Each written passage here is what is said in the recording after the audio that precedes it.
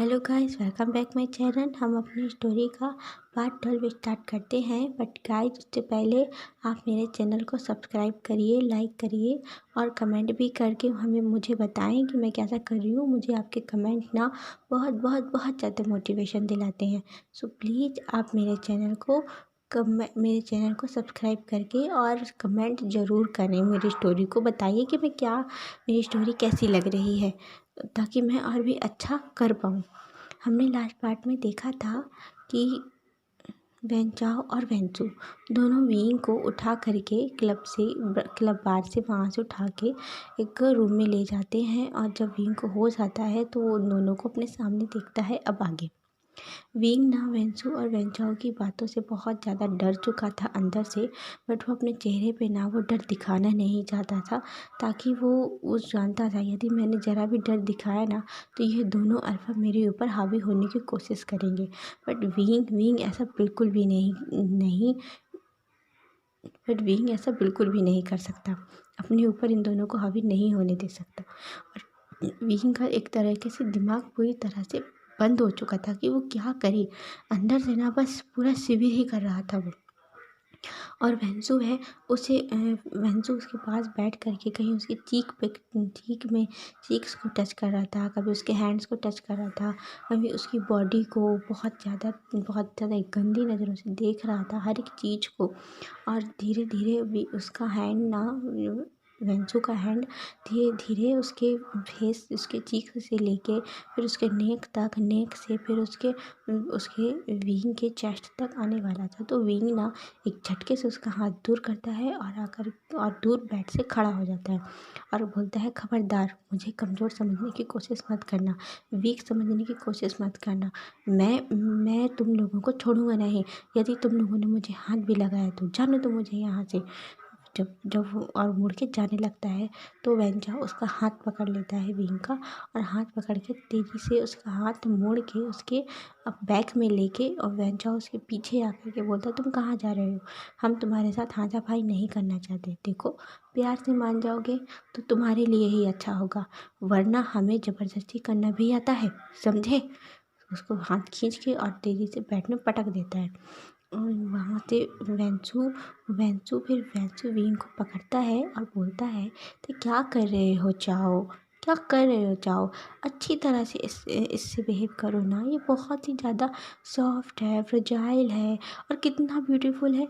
उसको ऐसे बहुत गंदी तरह से उसके बैक को टच कर रहा था। विंग की बैक पे में टच करते हुए उसे कहता है, चलो चलो अच्छे से लेट जाओ तुम, my sweet omega, my little omega, beautiful, come on. तो विंग फिर वेंजू को उठ करके खींच के उसके गाल पे थप्पड़ मारता है और बोलता है, खबरदार, खबरदार, जो मुझे हाथ लगाने की कोशिश की। इससे ना वेंचा को और ज़्यादा गुस्सा आ जाता है और वेंचू को भी, दोनों लोगों को गुस्सा आ जाता है। और दोनों ही विंग को पकड़ के बेड पे तेज़ी से पिन कर देते हैं और दोनों ही एक साथ विंग को गंदी तरह से टच करने लगते हैं। और विंग के ना क्लोथ भी फाड़ने, उसके शर्ट निकालने की कोशिश कर रहे थे, जिससे कि विंग एक हाथापाई में विंग भी अपने आप को बचाने की कोशिश कर रहा था। अपने अपने लेग्स को बहुत तेज़ी से शेक कर रहा था, हिला रहा था, उन लोगों को मारने की कोशिश कर रहा था, छुड़ाने की कोशिश कर रहा था और बोला था, छोड़ दो मुझे, तुम दोनों छोड़ दो, आखिर मैंने क्या बिगाड़ा है तुम दोनों लोगों का? कहता है, तुमने नहीं वेंचा, तुमने नहीं, तुम्हारी ब्यूटी ने बिगाड़ा है।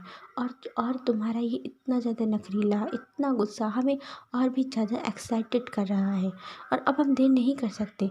विंग की सारी शर्ट की बटनें आगे से वेंचाओ खींच के तोड़ देता है और वेंसू ना उसके उसके चेस्ट पे हाथ फैलाने लगता है, उसे टच करने लगता है।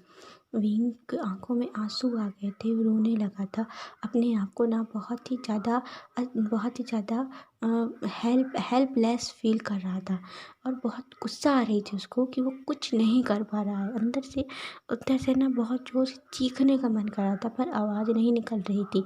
गला एकदम उसका भर गया था और उसके आंखों में आंसू आ रहे थे, बस वो आंसू आने लगे थे और वो रोने जैसा ही हो गया था। और बस उसको उन दोनों लोगों को छुड़ाने की कोशिश कर रहा था। और यहाँ वेंचाओ और वेंसू दोनों लोग ना विंग को टच कर रहे थे, कभी उसके वेस्ट में, कभी उसके उसके उसके चेस्ट को बहुत ही ज़्यादा। और विंग को बहुत बहुत गंदा फील हो रहा था। इतने में ही ना इतने में ना एक बहुत तेज़ी ज़ोर से आवाज़ के साथ, धड़ाक से आवाज़ के साथ दरवाज़ा टूट जाता है, वो गेट टूट जाता है और वहाँ पर 2 लोग खड़े थे, जिसमें और ये आवाज़ सुन कर के वेंचाओ और वेंचू दोनों लोगों एकदम से शॉक हो जाते हैं और जल्दी पीछे मुड़कर देखते हैं। वेंचा कहता है, कौन है, किसकी हिम्मत है? जब पीछे मुड़ के देखते हैं तो एक ना बहुत ही ज़्यादा हैंडसम और यंग मैन वहाँ खड़ा हुआ था, अल्फ़ा था।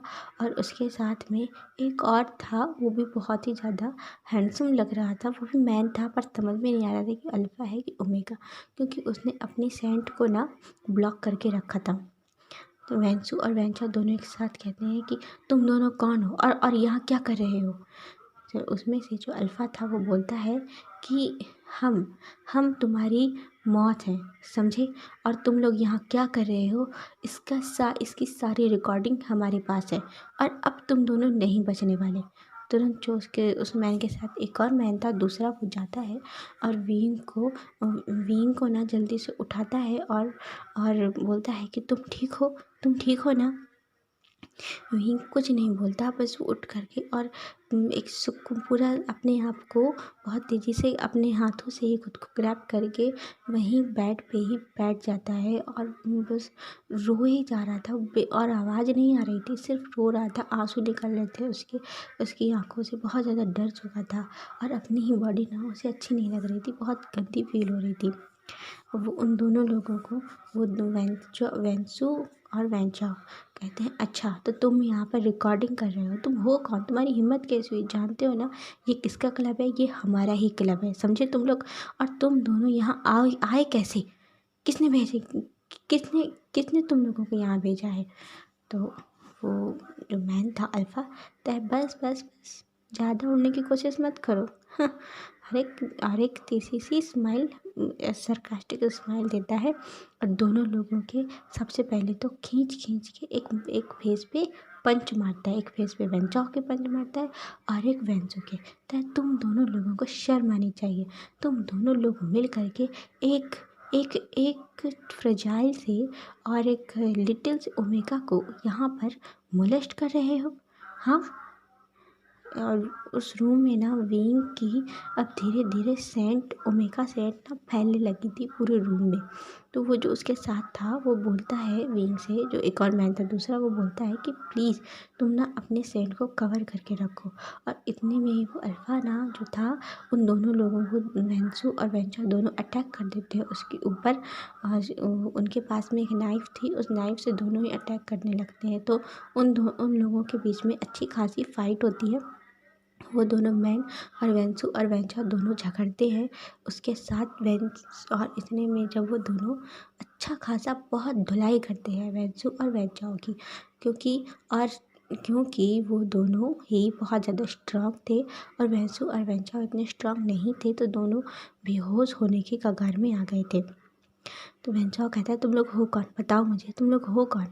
तब वो बोलता है, मैं पुलिस ऑफिसर शू यांग हूँ। और वो बोलता है, और मैं भी पुलिस ऑफिसर साओ सिंग चैन हूँ। तो कहते हैं, क्या शुयांग साओ सिंग चैन? तो हाँ, शुयांग और साओ सिंग चैन, सुना है हम दोनों के बारे में। तो वेंसू कहता है, तुम दोनों वही हो ना जिन्होंने हम लोगों को इतना ज़्यादा परेशान करके रखा है, हमारे हर जगह आ जाते हो। तो वाह, तुमने तो हमें पहचान लिया। तो हाँ, हमारे जितने भी क्लब थे, बार थे, तुम लोगों ने बंद कराए हैं ना, बस कुछ ही बचे हैं और यहाँ भी आ गए, छोड़ेंगे नहीं हम तुम्हें। तुरंत वो अपने ड्रॉर खोलता है, वहीं ड्रॉर रखा था, ड्रॉर से गन निकाल के शूट करने ही वाला था, तभी पीछे से ना एक बुलेट से, जो जिस हाथ में वेंसू ने गन लिया था उस हाथ में बुलेट आकर के उसे लग जाती है और वेंसू के हाथ से वो बुलेट नीचे गिर जाती है।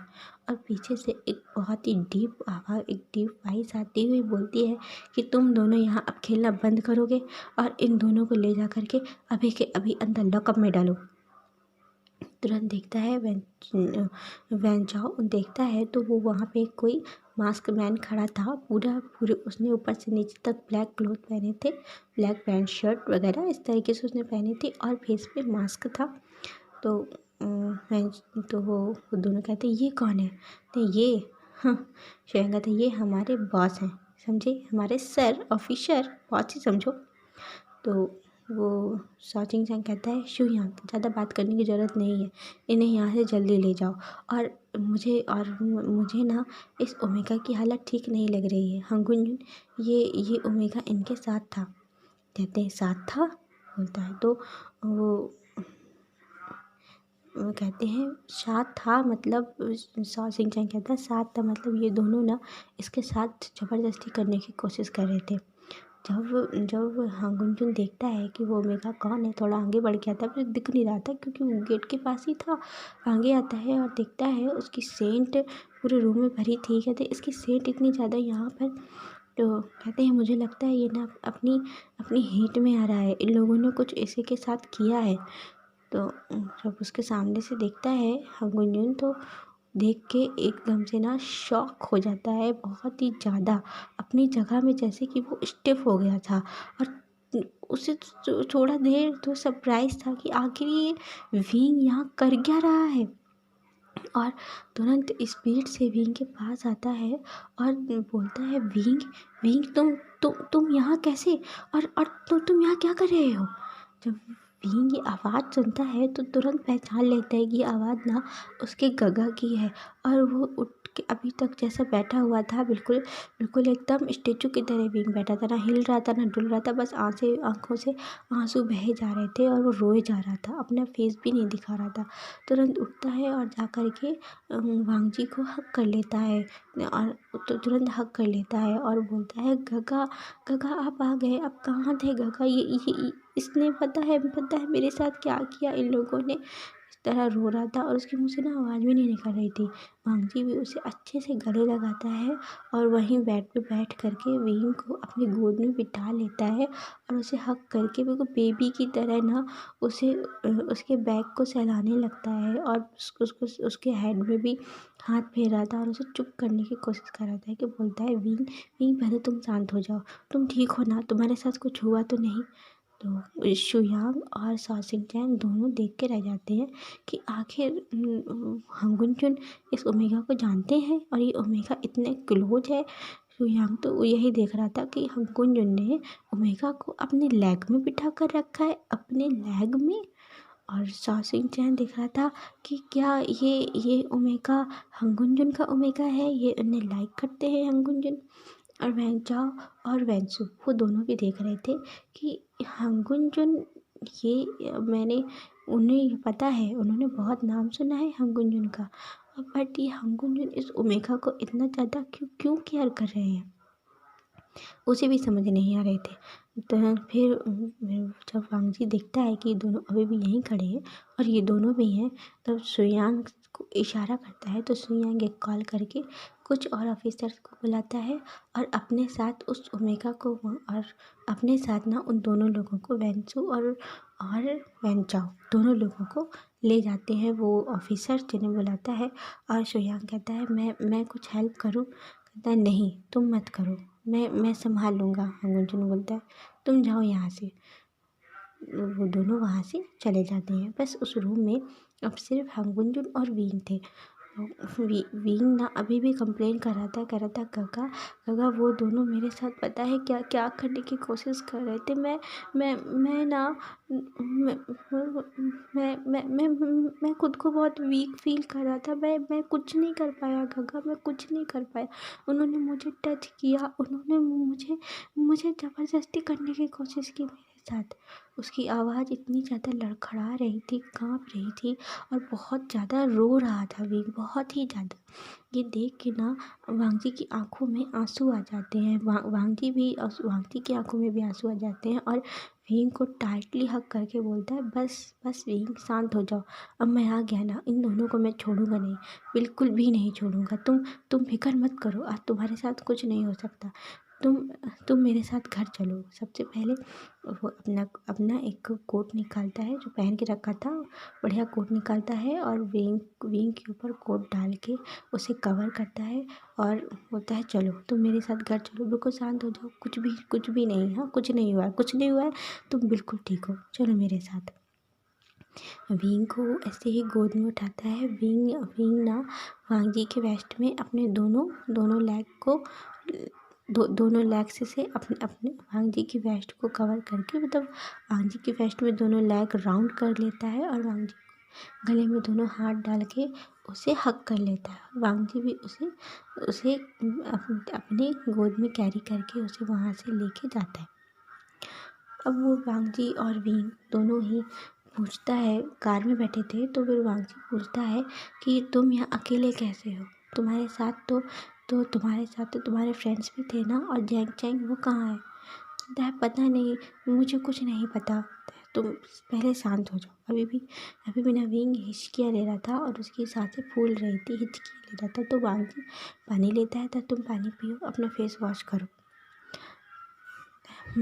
अपनी कार के बैग से एक बैग रखा था, उस बैग में कप एक शर्ट थी, तो वांग जी उस शर्ट को निकाल के कहता है लो तुम इसे वियर करो और मैं देखता हूँ अंदर जा कर के। वांग जी कार से उतर जाता है और विंग ना बैक सीट में बैठ के अपनी शर्ट चेंज करता है और अभी भी उसे अपनी बॉडी बहुत बेकार, ऐसा अभी ना उन दोनों का टच फील हो रहा था। तो वो वांग जब देखता है कि वहीं पे ना एक छोटी सी हैंकी जैसी रखी थी, तो उस हैंकी से उस बॉटल में जो पानी था ना, उस हैंकी को भिगोता है और अपनी चेस्ट में अपनी बॉडी में तेज़ी से उस हैंकी को रब करके अपनी क्लीन करने लगता है और रोने लगता है बहुत ज़्यादा। रोते रोते उसे क्लीन कर रहा था, बोला था कि मुझे डर्टी है, ये डर्टी है, मुझे बिल्कुल अच्छा नहीं लग रहा है, ये डर्टी है। थोड़ा देर ऐसे करके 5-10 मिनट जब हो जाते हैं तो वांग जी देखता है कि विंग ने अभी भी चेंज नहीं किया क्या, तो नॉक करता है। तो बोलता है विंग तुम ठीक हो ना? विंग कहता है हाँ काका मैं ठीक हूँ। अपने आप को जैसे तैसे थोड़ा शांत करता है, काम करता है और उस शर्ट को पहनता है। उसमें ना शर्ट में वांग जी के अल्फ़ा सैंडलवुड की स्मेल आ रही थी, उसे तेज़ी से स्मेल देता है। और फिर वांग जी ने अभी भी मास्क लगा कर रखा था अपने फेस में, क्योंकि विंग की जो ओमेगा सेंट थी बहुत ज़्यादा ही सेंट आ रही थी, उसकी स्मेल बहुत ज़्यादा ही आ रही थी, जिसे वो विंग को समझ नहीं आ रहा था कि मेरी सेंट कितनी ज़्यादा फैल रही है चारों तरफ। पर वांग जी एक अल्फा है तो उसे प्रॉब्लम हो रही थी। इसीलिए ना वांग जी ने अपने अपने फेस पे मास्क लगा कर रखा था, ताकि उसकी नोज कवर रहे और विंग की जो स्मेल है ना उसे ना आए। फिर विंग जब मैं चेंज करके बोलता है काका मैंने चेंज कर लिया, और कार के बाहर आकर खड़ा हो जाता है। तो वांग जी विंग के पास आता है और बोलता है अब तुम कैसा फील कर रहे हो, तुम ठीक फील कर रहे हो ना? तो हाँ मैं ठीक फील कर रहा हूँ। तो वांग जी कहता है मैंने देखा है अंदर जा कर के, अभी भी तुम्हारे फ्रेंड्स और जियांग चैंग वहाँ पर ना बेहोश पड़े हुए थे। तो मैंने वैंसू से मैंने शुयांग से कह दिया है, शुयांग उन सभी लोगों को उनके घर पहुँचा देगा और जियांग चैंग को भी घर ले आएगा। चलो हम भी घर चलते हैं विंग, तुम ठीक हो ना? कहता है हाँ काका मैं ठीक हूँ, अब घर चलते हैं। आप प्लीज़ किसी और से मत बताइएगा इन सब के बारे में, और जैंग को पता चला तो वो और भी ज़्यादा परेशान हो जाएगा, और यदि उसने घर पे बता दिया ना तो मॉम की तो तबीयत ही ख़राब हो जाएगी। तो वांग जी कहता है लेकिन भी इसकी जानकारी होनी चाहिए तुम्हारे घर वालों को। कहता है नहीं नहीं काका मत बताइएगा, सीजे और मॉम दोनों ही बहुत ज़्यादा परेशान हो जाएंगी, मॉम मेरे लिए बहुत केयर करती है, मॉम की तबीयत ख़राब हो जाएगी, आप मत बताना किसी को। वांग जी कहता है ठीक है तुम्हारी जैसी मर्जी, लेकिन मैं उन दोनों लोगों को छोड़ूंगा नहीं। आज के बाद ना वो वो अपने पैरों पर नहीं चल पाएंगे, देखना भी ये मेरा प्रॉमिस है तुमसे। तुम्हें जिसने भी हाथ लगाया ना, मैं उसका हाथ उसकी बॉडी में नहीं रहने दूंगा। वांग जी की आंखों में ना एक आग नजर आ रही थी और बहुत ज़्यादा वांग जी गुस्से में था, ये कोई भी देख करके कह सकता था, और सामने विंग के अलावा कोई और होता ना तो वो डरने ही लगता वांग जी को देख करके, डर ही ज़्यादा, इतना ज़्यादा गुस्से में था वांग जी। विंग जाता है और वांगजी को गले लगाया, वांगजी को हग कर लेता है बड़े ही प्यार से। बेबी हग जैसे होता है ना, जैसे बेबी हग उसे करके कहता है, गागा आप शांत हो जाइए, मैं अब ठीक हूँ। वांगजी भी कहता है हाँ चलो हम घर चलते हैं। ओके गाइस, आज के लिए बस इतना ही। बाय।